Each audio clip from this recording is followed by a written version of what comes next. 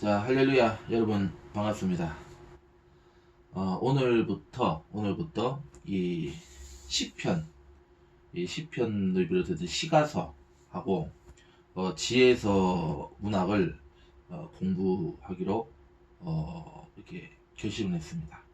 그래서 이제 매주 최소 이제 두 편 또는 그 이상 강의를 이제 진행을 할 거고, 오늘 이제 12월 1일이죠. 2021년 12월 1일이니까 이제 12월 한 달 동안에 우리가 이 시가서와 지혜서, 구약의 이제 그 이 문학서를 우리가 이제 공부를 하려고 합니다.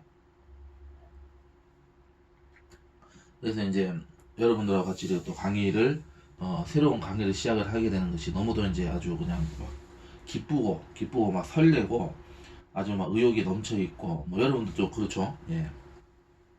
지금 코로나 상황이 돼가지고 코로나 상황에 대해서 함께 같이 이렇게 강의를 할 수가 없죠.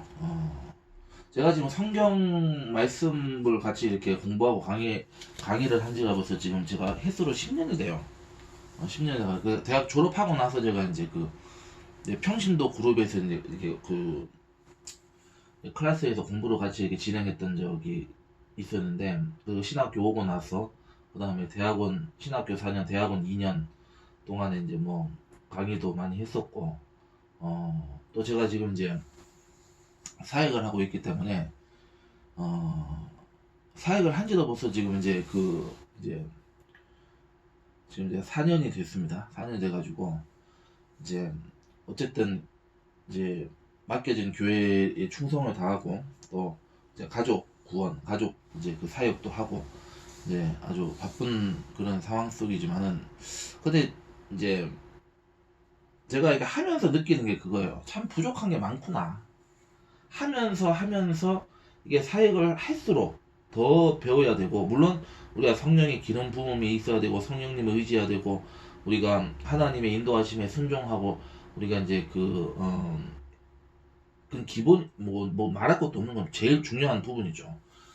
그 일의 목적이자 우리의 존재 이유이긴 하지만은, 근데 또 한편으로 본다면 우리가 또 이렇게 그만큼 공부해야 되고 그만큼 준비를 해야 되는 게 아닌가, 이런 생각들을 이제 하게 되는 거죠.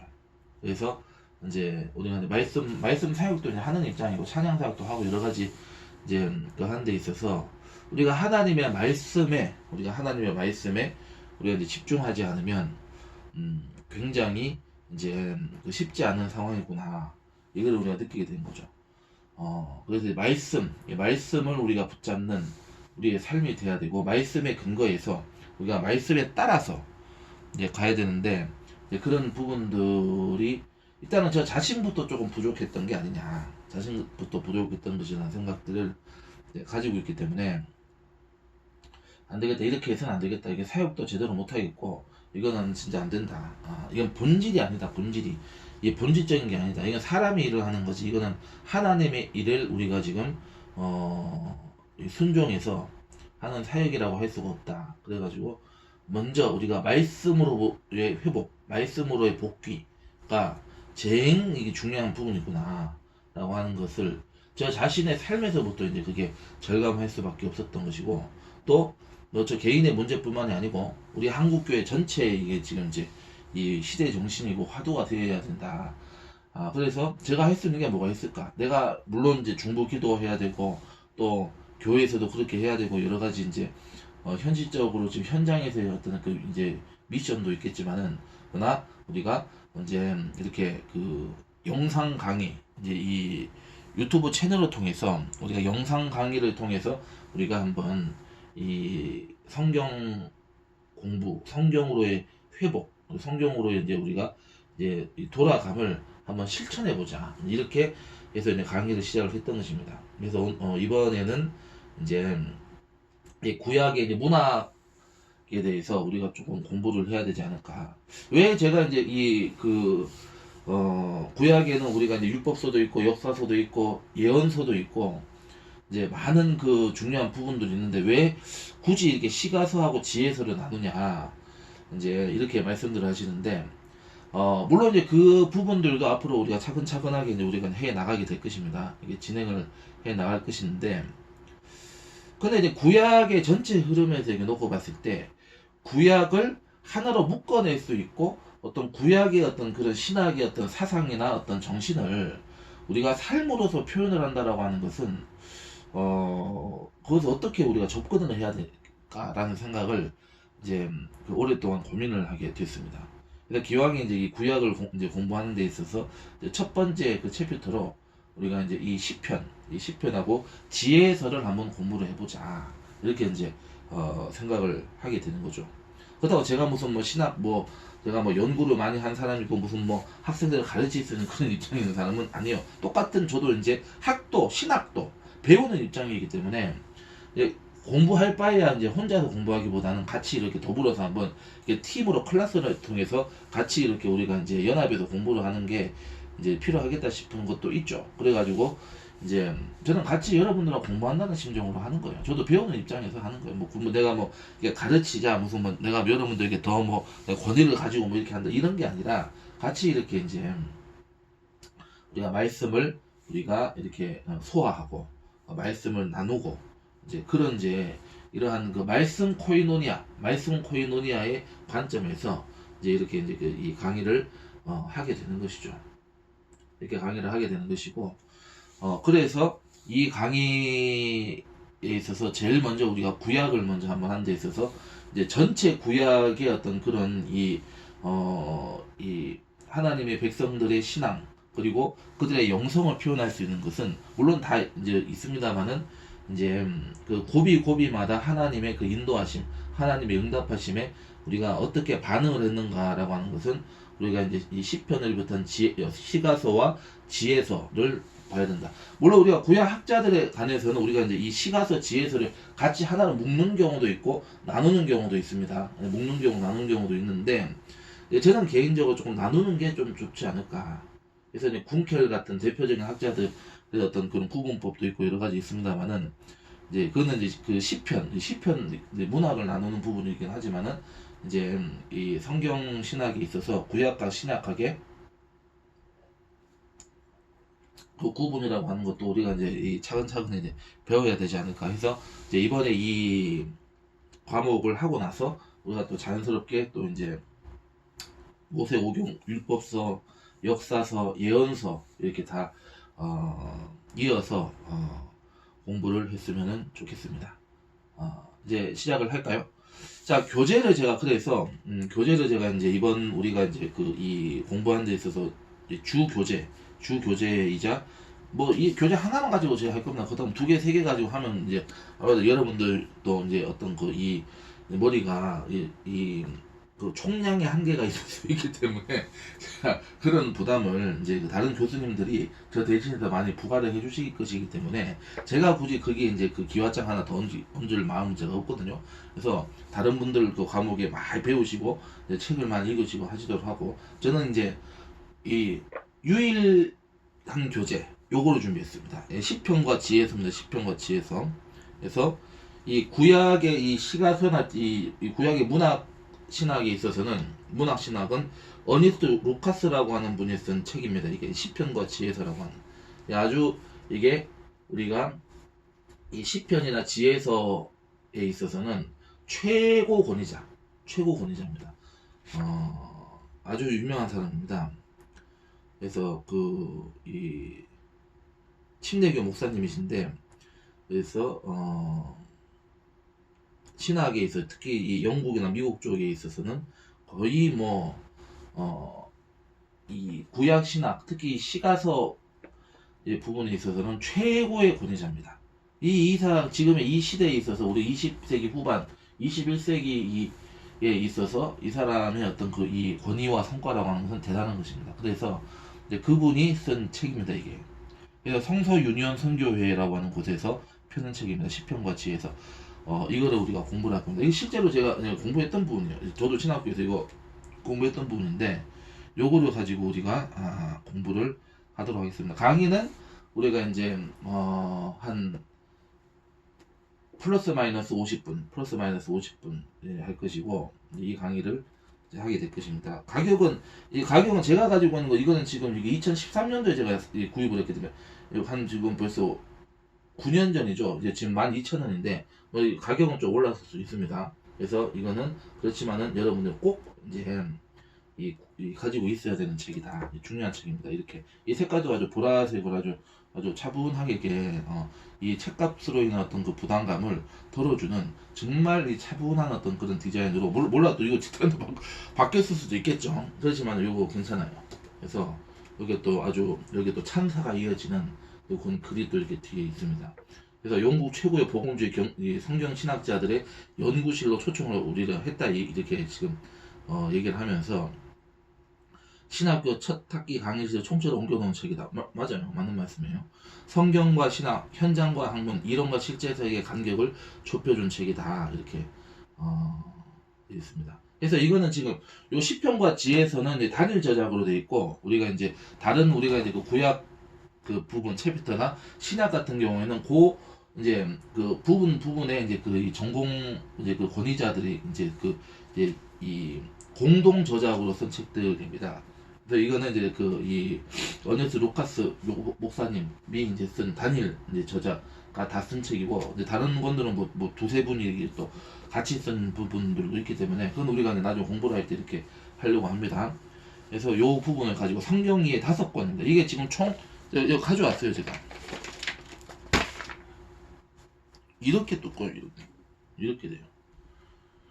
그래서 총 6권인데 6권인데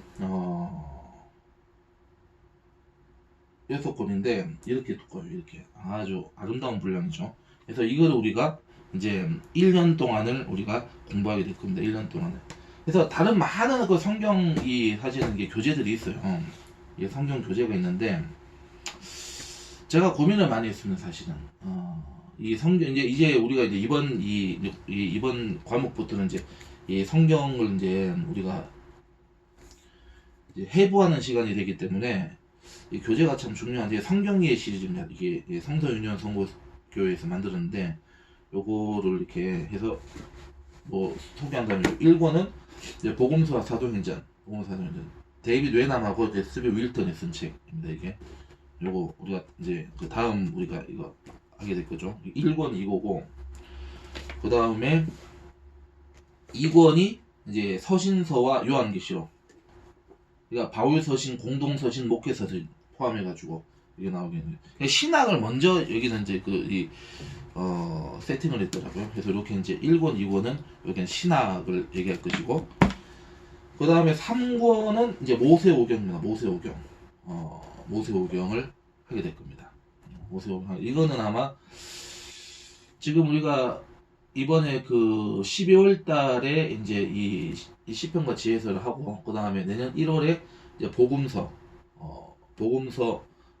또는 이제 그 복음서하고 사도행전까지만 할 수 있습니다. 이 분량이 너무 많아가지고 이거를 한 학기 안에 다 하기가 좀 쉽진 않은데 뭐 하여튼 상황을 봐가지고 그거는 그때 곧 이제 하고 그래서 보통 1, 2월을 이제 이 복음서 사도행전 하고 나서 그 다음에 이제 우리가 이제 3월부터는 아마 모세오경을 할까 지금 생각했어요. 어쨌든 이게 3권이 이거고 그 다음에 4권이 역사서 6권이 선지서 5권이 이제 우리가 이제 오늘 시작한 이제 시편과 지혜서인데 그래서 저는 시편과 지혜서를 먼저 함으로 인해서 우리가 구약을 조금 더 이렇게 은혜스럽게 이제 한번 시작을 해보자. 그래서 이렇게 강의를 준비를 했거든요. 그래서 요게 이제 우리가 이 성경학 강의에 있어서는 그래도 이게 짜임새가 잘 돼 있고 요약적이면서 설명이 잘 돼 있습니다. 그래가지고 또 복음주의 그 관점에서 얘기를 했기 때문에 어떤 자유주의 신학이 많이 배제가 돼. 물론 자유주의적 색채나 어떤 그런 요소들이 군데군데 있긴 합니다만은 그래도 나름대로 이 저자들이 이 자유주의를 조금 이제 좀 배제하려고 아주 애를 썼다, 애쓴 부분이 있기 때문에 그래서 복음주의의 어떤 이 틀 안에서 복음주의적 이제 이 맥락을 견지하려고 이제 이 태제를 견지하려고 노력하는 부분이 있기 때문에 그래서 다른 부분들은 조금 그게 이렇게 좀 섞여 있는 경우도 있고, 뭐 그게 뭐 뒤집박도 때 있고, 이게 약간 이상하게 좀 되는 것들이 많이 있어요. 이게 이제 뭐 신학 교재라고 해서 다 좋은 게 아니에요. 그래서 이제 그런 거는 조금 우리가 좀 이제 경계해야 될 것들이 많이 있고, 또 이 신학 서적은 여러분 이제 보시면 뭐 교재도 그렇고 뭐 우리가 원서 같은 경우 이제 번역하는 이 번역이 또 아주 이게 엉망진창으로 된 분들이 있어요. 뭐 어떤 경우는 한 문장은 자기가 어떤 식으로 결정을 해서 그거 맥락에 맞게 분석 그 저기 번역을 하면 되잖아. 근데 그거를 또 가로에다가 같은 문장 두 개, 세 개를 이런 경우 이렇게 번역하면 뭐 이런 문장이 된다. 이런 그 미친 사람들이 있더라고. 그래서 이거는 야 저건 좀 아니다. 그런 책들을 제가 많이 봤어요. 이 번역이 약간 그 이제 실력이 좀 떨어지는 분들은 이제 그 자기가 그 이제 그 문장의 의미나 맥락을 선택을 해가지고 그것을 이제 주겠든 밥이든 지가 결정을 해가지고 번역을 하나의 그 간결하게 완성시켜야 되는데 그거는 같은 문장 두 개, 세 개를 괄호에 쳐놓고 뭐 이거는 이런 경우도 해석됐을 때 그러면 어쩌나 뭐 독자가 알아서 뭐 선택하라는 거예요. 그런 이 정신 나간 번역가들이 이 한국의 대한민국 땅에 또 있기 때문에 이 문제가 그냥 심각한 그 문제를 가지는 경우이지. 그만큼 기본적인 학문의 번역조차도 이루어지지 않은 그것을 우리가 아주 여실하게 할 수가 있는 거죠. 그래서 이제 그런 부분들도 있고 여러 가지 이런저런 이제 그 좀 걸리는 것들이 많이 있어가지고 제가 어떻게 할까 하다가 이제 이 성서 유니언 선교회는 굉장히 복음주의적인 선교회입니다. 그리고 신학의 어떤 연구를 하는 그 연구자들 중심의 이제 선교회이기 때문에 괜찮아요. 그래가지고 이제 여기서 이제 펴내는 정도의 어떤 교재면은 이제 믿을 수 있겠다. 실제로 내가 이제 이제 이 공부를 했던 부분이고, 그래서 이 부분을 이제 이 교재를 가지고 우리가 이제 이 성경학을 우리가 공부를 한번 해보자. 이제 1년 동안 우리가 이제 2022년 1년을 이제 시작을 하는 이제 그런 부분으로 이제 하려고 하고 있다. 이게 보시면 되는 겁니다. 자, 그럼 바로 이제 교재로 이제 들어가 보도록 하시겠습니다. 자, 겉표지로 넘어가면은 간략하게 저자하고 이제 번역하신 분입니다. 번역하신 분이 나와 있고, 그래서 여기는 이제 그 속표지가 두 개나 있어요. 그래서 이제 두 표지를 해서 이게 이제 넘어가면은 이 속표지가 두 개인 거는 이제 그 이 안에 이게 이제 찌그러지지 않게 하기 위한 아주 배려가 있는 것 같아요. 자, 그래서 이제 그 이제 속표지로 봐주시기 바랍니다. 시편과 지혜서, 그 다음에 한 장을 더 보면 영어 표지가 나오고, 한 장을 더 넘기시면은,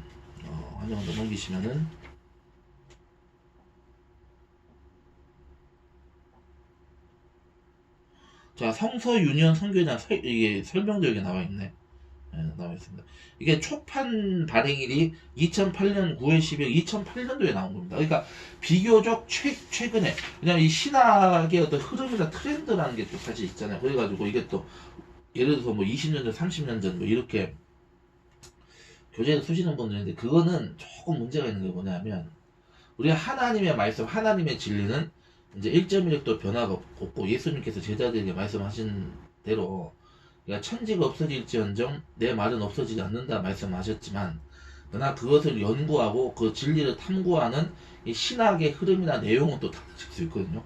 그러면 예를 들어서 이제 우리가 신학 교재라고 하는 걸 너무 이렇게 이제 좀 옛날 거 뭐 8, 90년대 거를 이렇게 하다 보면은 이게 또 여러 가지 이제 수정이 된 것도 많이 있을 수 있고 수정이 된 게 많이 있고 또 흐름 자체가 이 메타가 바뀌는 내용 자체가 포맷이 달라지는 경우도 좀 있거든요.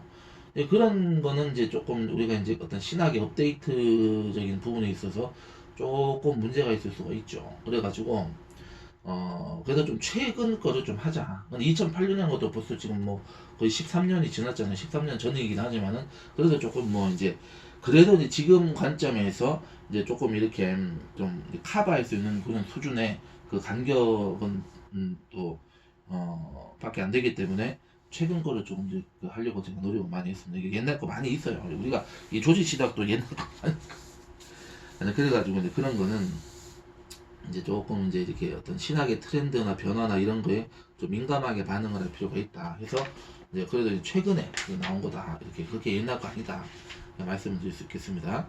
자 그러면 이제 차례 목차 보겠습니다. 목차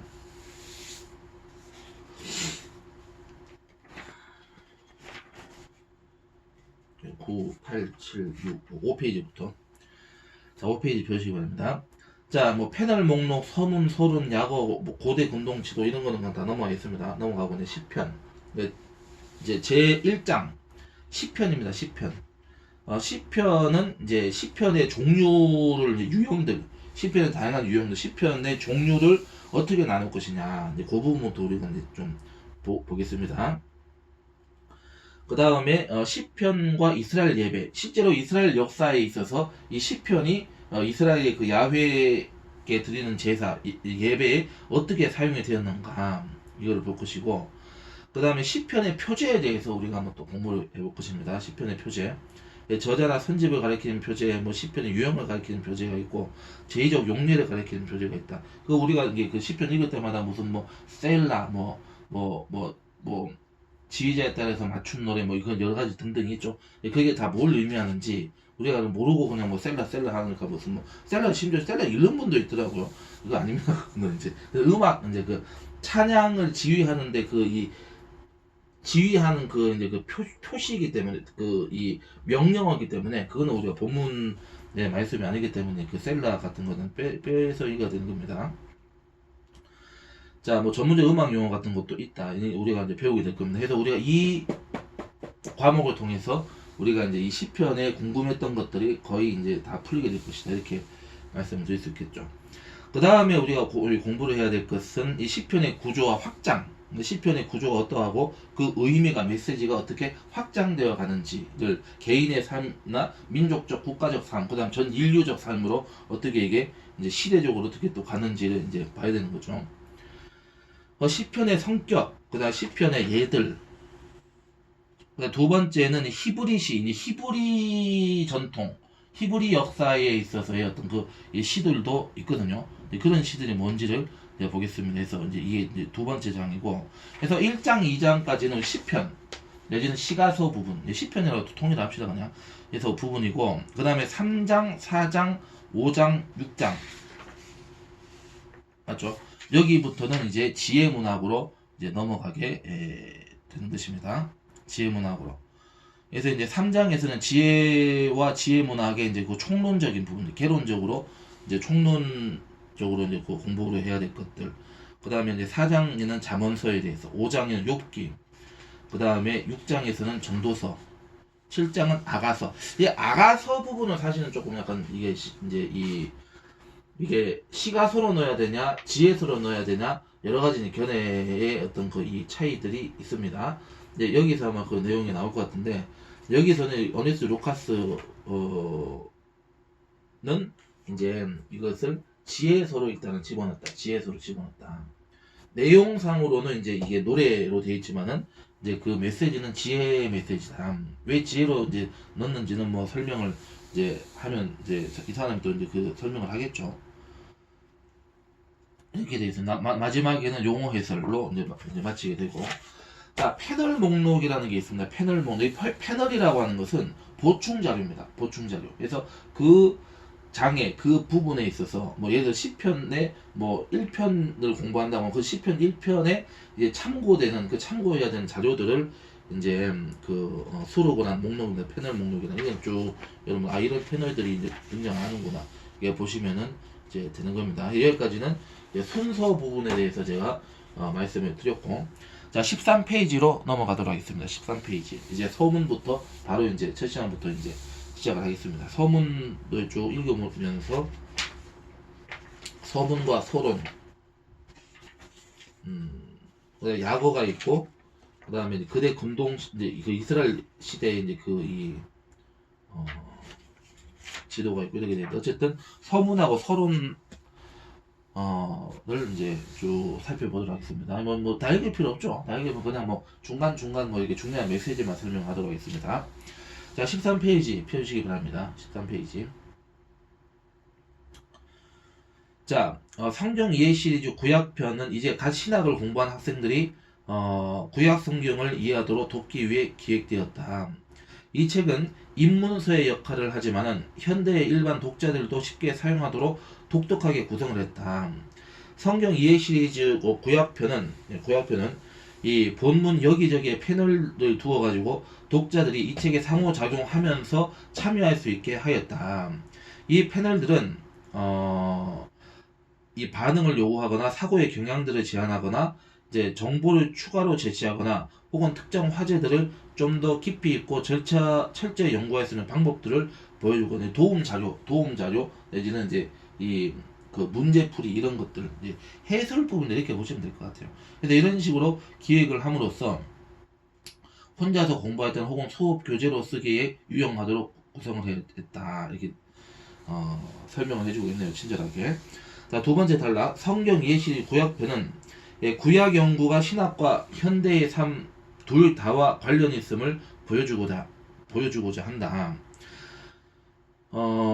각 부분을 쓴 네 저자는 총 4명의 저자가 나오고 있는데 어쨌든 네 저자는 모두 이전에 이 분야에 관해 깊이 있는 책을 쓴 적이 있으며 구약 성경은 신학 및 그리스도인의 신앙과 삶을 위해 근본적으로 중요한 책으로 믿고 있다.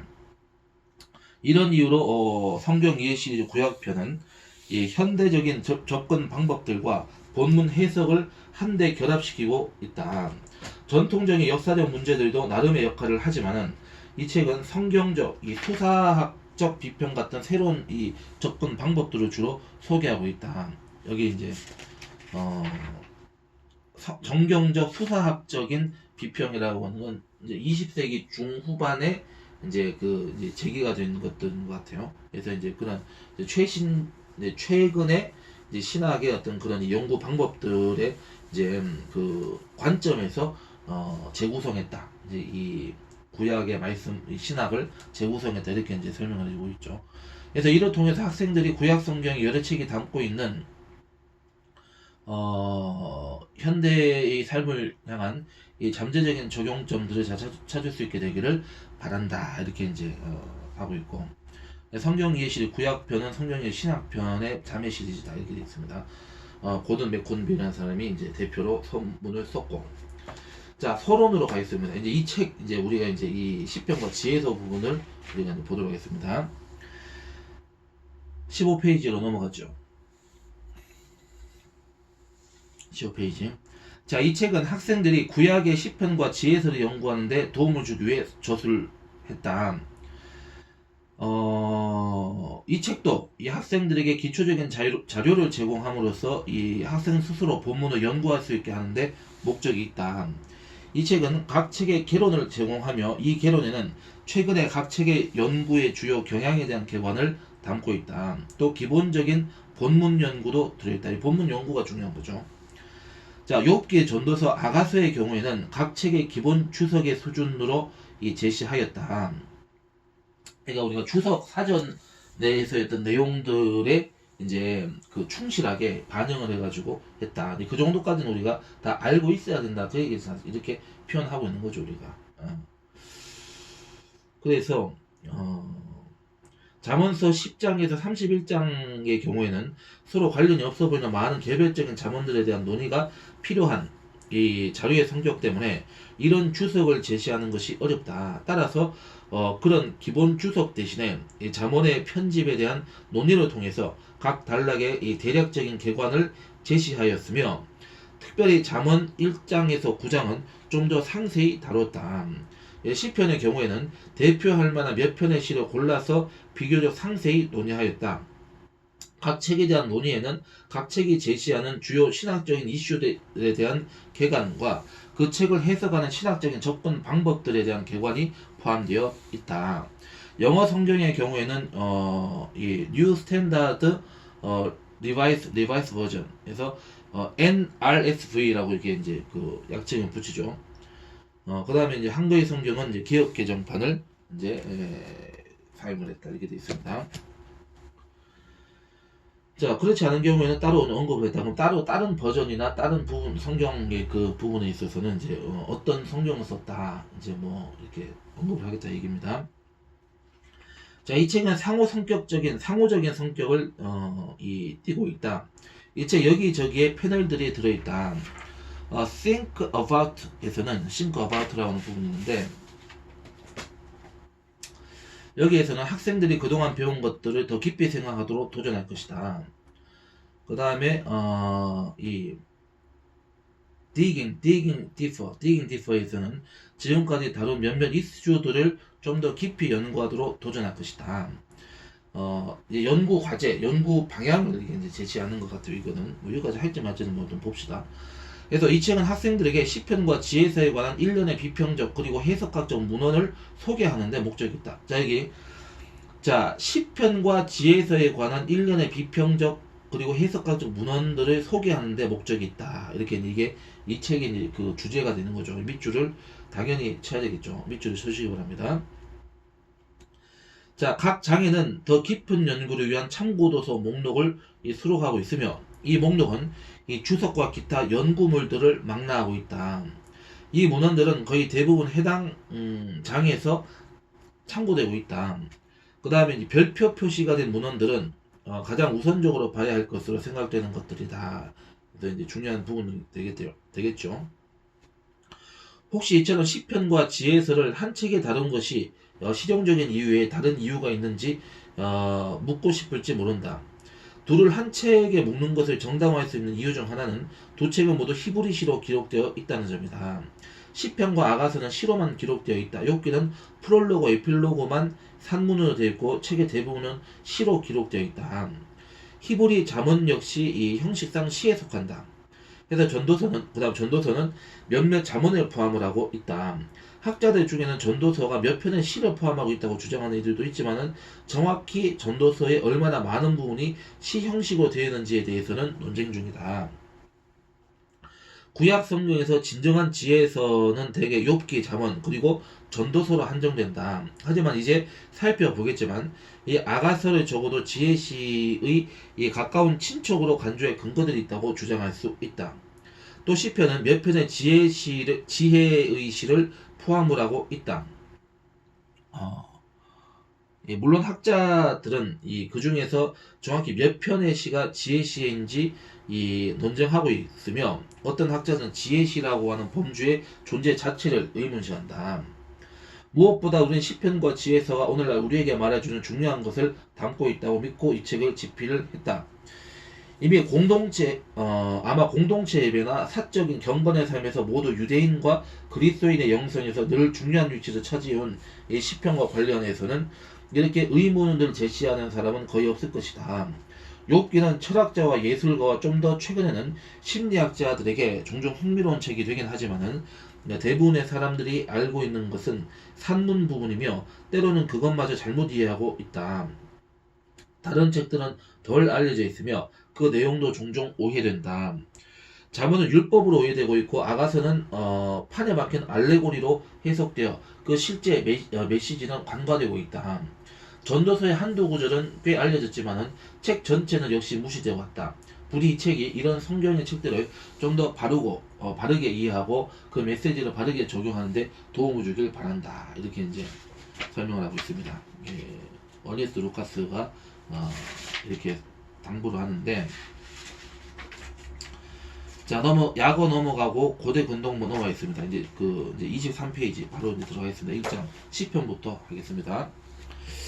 자, 우리가 이제 좀 설명을 제가 여러분들에게 좀 드려야 될 게 뭐냐, 두 가지를 제가 먼저 말씀드리겠습니다. 첫 번째는 제가 먼저 번에 했던 강의에서는 제가 성경 말씀을 거의 챙기고 제가 좀 이번엔 그렇게 하지 않겠습니다. 좀 시간이 걸리더라도 성경 말씀을 우리가 공부를 좀 하겠습니다. 실제로 만약에 내년 1월에 이 강의가 다 안 나간다 하더라도 제가 이렇게 여기는 다 빠져서는 안 될 부분들이기 때문에 1월로 넘어가고 이렇게 이 딜레이가 되더라도 이거는 다 마무리를 짓고 이제 제가 복음서를 할 것이기 때문에 이 부분을 여러분들 조금 더 이렇게 이해를 해주시기를 이제 부탁을 드리고, 성경 말씀 해당되는 말씀들을 이제 차근차근히 이렇게 이제 우리가 분석을 해 가면서 강의를 조금 진행을 하려고 합니다. 그래서 아마 이 구약성서 신앙 과제보다는 이 과목보다는 조금 더 진도가 좀 느리게 갈 수 있다라고 하는 것을 조금 이제 이해를 해주시기를 이제 부탁을 드릴게요. 자, 그리고 이제 왜 그러면 이 구약의 이제 이 챕터 중에서 이제 시가서 이제 시편과 지혜서를 먼저 했느냐? 우리가 이제 문학이라고 하는 거, 문학이라고, 물론 우리가 이거 문학은 아닙니다. 문학의 형식의 빌은 하나님의 말씀이죠. 그런데 우리가 이제 이렇게 볼 수 있는 거죠.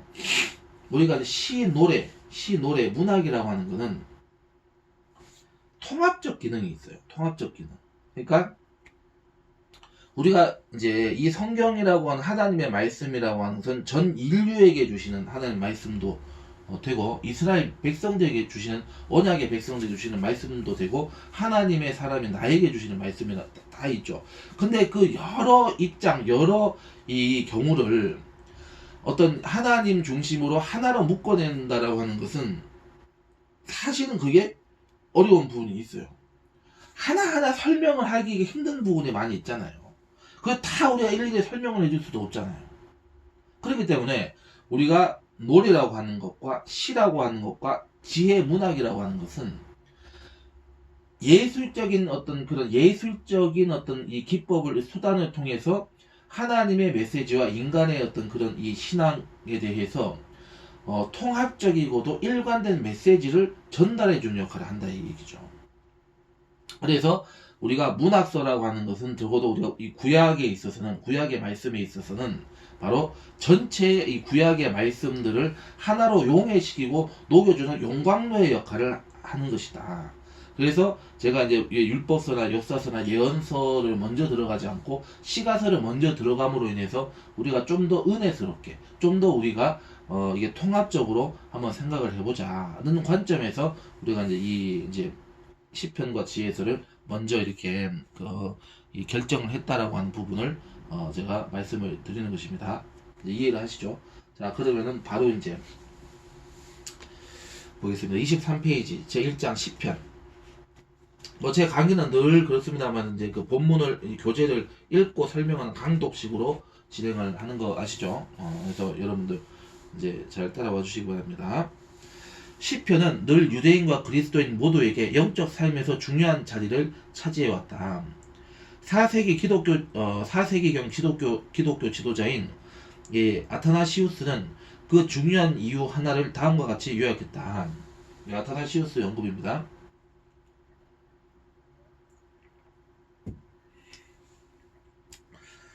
자, 대부분의 성경은 우리에게 말하지만 하나님이 우리에게 주시는 메시지이지만은 시편은 우리를 위하여 말하기 때문에 우리를 위하여, 즉 인간의 입장, 인간의 어떤 처지, 인간의 역사, 인간의 삶에 있어서 어떤 이 부분을 가르쳐주고 있다. 이걸 얘기하고 있는 거죠.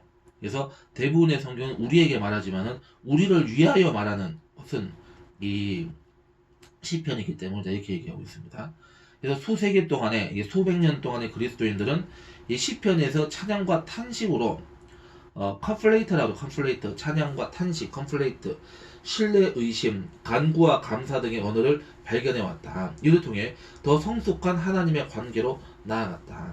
아마 개인들은 시편이 이 자신들을 위하여 말하고 있음을 보았기 때문에 시편은 대체로 개인들, 특히 다윗왕이 사적으로 사용하기 위해 지금 경건한 시들을 모은 선집이라고 가정을 하겠다. 그러니까 이 문학이라고 하는 것은, 우리가 지혜라고 하는 것은 치유의 목적, 아까 제가 말씀드렸던 통합의 의미도 있고 치유의 의미도 있고, 그리고 앞으로 자라나게 하고 나아가게 하는 의미가 있다.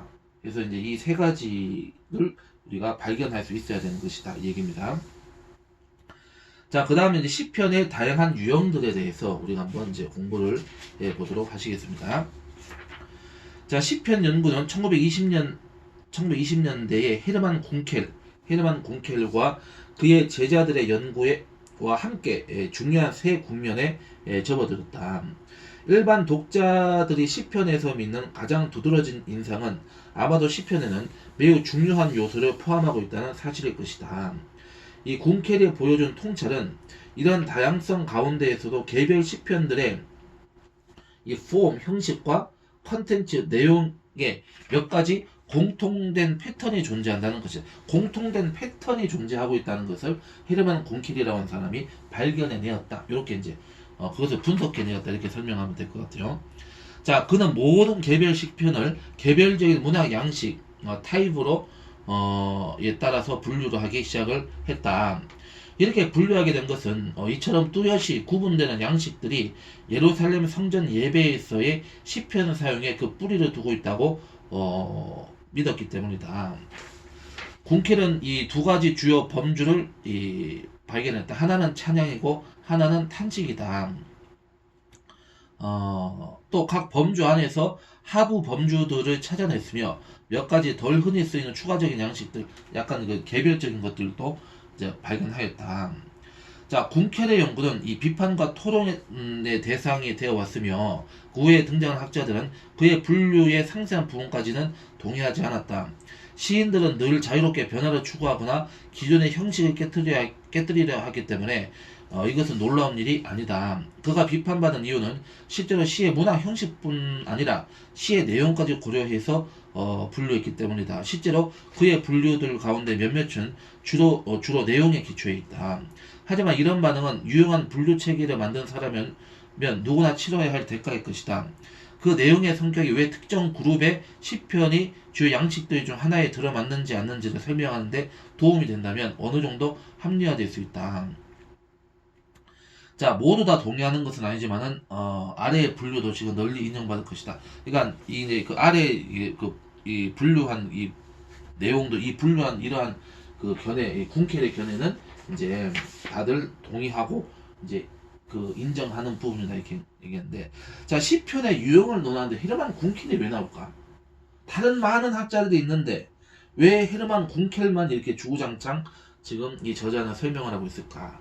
왜 그러냐면은 헤르만 군켈의 시편의 유형론이라고 하는 것을 극복할 만한 새로운 어떤 그런 시편 유형이라고 하는 것이 발견되기가 어렵기 때문에 많은 사람들이 시편을 분류하려고 했지만은 그러나 그 분류라고 하는 것이 이제 어떤 보편적으로 이렇게 받아들여질 수 있는 그런 수준으로 발전되지 못했던 그런 이제 그 부분들이 과거에 이제 우리가 이 헤르만 콩켈 이전의 학자들의 분류법이라고 해요. 그거는 뭐 지금 동의되지 않는 부분이 너무 많고 너무 이게 이제 쉽게 얘기해서 내피셜적인 부분이 너무 많기 때문에 그런 거는 우리가 이제 그 사람의 신학을 받아들여야 되는 그런 논제가 있는 거죠. 뭐 그 신학을 받아들이지 않는 사람들은 그뭐 따라갈 수가 없지 않냐. 그래서 헤르만 곰켈은 그거를 그래도 조금 많은 학자들의 분류도 이제 통섭을 하고 그 다음에 이제 시편의 말씀들의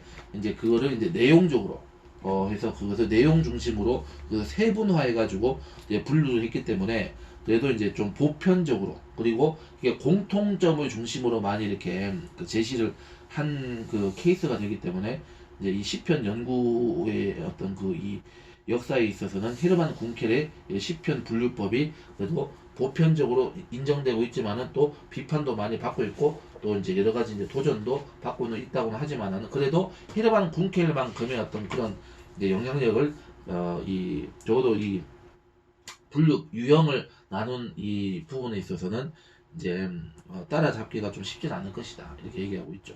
그래서 공통적으로 이제 이렇게 우리가 인용할 수 있는 것들은 이제 찬양시, 탄식시, 감사의 노래, 제왕시, 기타 이제 각각의 양식들 이렇게 5가지로 나누어질 수가 있더라 이렇게 이제 보시면 되는 겁니다. 자, 그래서 이제 찬양시는 A, B, C 3가지로 나누죠. A. 하나님에 대한 일반적 찬양. B. 야외 왕권을 가리키는 시편들. C. 시온의 노래들. 이거는 이제 우리가 다 앞으로 공부하게 될 거니까 넘어갈게요. 그러니까 두 번째 탄식시는 이제 2가지 개인 탄식, 공동체 탄식 2가지. 감사의 노래, 개인 감사, 공동체 감사. 제왕시는 제왕은 누굴 얘기하는 거죠? 메시아, 예수님을 얘기하는 거죠. 그래서 제왕시라고 하는 것은 예언시적으로 봐야 된다. 이렇게 이제 이건 제 견해긴 하는데 어쨌든 그렇게 보시면 되고, 사실은 우리가 시편 전체에 우리가 곳곳에 이 예언의 메시지가 많이 있어요. 메시아 신앙이 있습니다. 종말론적인 부분도 있습니다.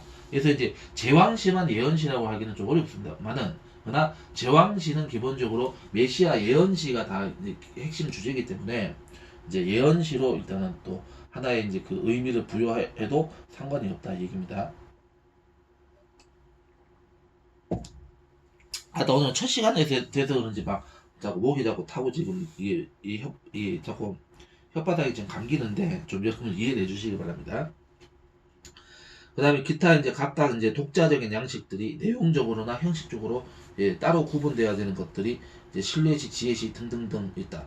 여기 이제 5가지로 나누는 헤르만 궁켈의 이제 시편 유형을 이제 많은 학자들이 욕은 하면서도 이제 따르고 있다. 이렇게 이제 보시면은 될 것 같아요. 자, 그래서 여기서 이제 생각해야 될 부분은 찬양집이라고 하는 개념을 한번 생각해 보자. 자, 현대 몇몇 찬송가들을 살펴보라. 어떤 기준으로 찬양을 표현하고 있는가? 가나다 순서인가? 교회력을 따르고 있는가? 교회 예배의 다양한 구성 요소에 따라 분류하고 있는가? 찬송가들을 보면서 일반적인 양식을 찾을 수 있는가? 그래서 이거를 이 찬송가들도 이 찬양집 우리가 이 찬송가도 우리가 이제 시편하고 좀 비슷한 면이 있죠. 근데 이거는 자 한번 봅시다. 이 여러분 이거 찬송가 그 다 같이 있죠. 성경책에. 그래서 이 찬송가 부분 한번 보겠습니다.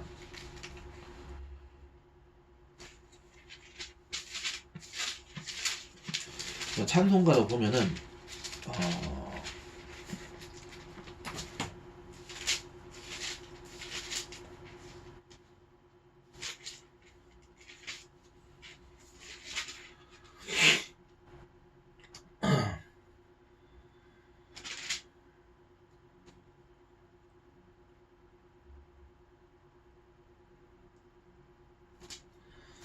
자 여기 이제 차례가 있고 제목 분류가 있죠. 그 다음에 이제 제목 차례가 있고. 그래서 제목 분류라고 하는 거는 쉽게 얘기해서 주제 분류입니다. 주제 분류. 그러니까 주제에 맞게 이제 이렇게 그 가사 내용상 이제 그 이제 어디에 이제 집어넣어야 될 것인가 이렇게 이제 그 주제에 맞게 분류를 했다 해서 예배, 성부, 성자, 성령님, 성경, 교회, 성례, 천국, 구원, 그리스도의 삶, 전도와 선교, 행사, 절기, 예식, 경배와 찬양, 영창과 기도송 이렇게 되는데 사실 여러분 이것도 명확하지 않은 거 여러분 아십니까? 예를 들어서 우리가 쉽게 얘기해서 그거예요. 우리가 찬송가도 이 분류하는 데 있어서 굉장히 논쟁이 많이 발생을 한다는 거예요.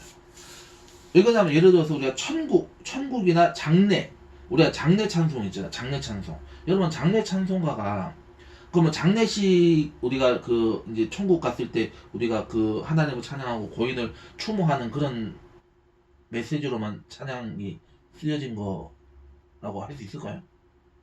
그러면 일반 예배 때 그럼 우리가 주일 예배 때 찬송가 쓰면 안 돼? 그 내용이 천국을 사모하고 이 땅에서의 삶이 결국 천국의 삶으로 이어지고 결국 이 믿음이 우리의 삶이라는 그 메시지가 다 있는데 그 뭐 장례식에서만 써야 되고 장례식 안에 쓰면 그 뭐 어디 뭐 개싸지게 맞을 뭐 케이스가 되는 거예요.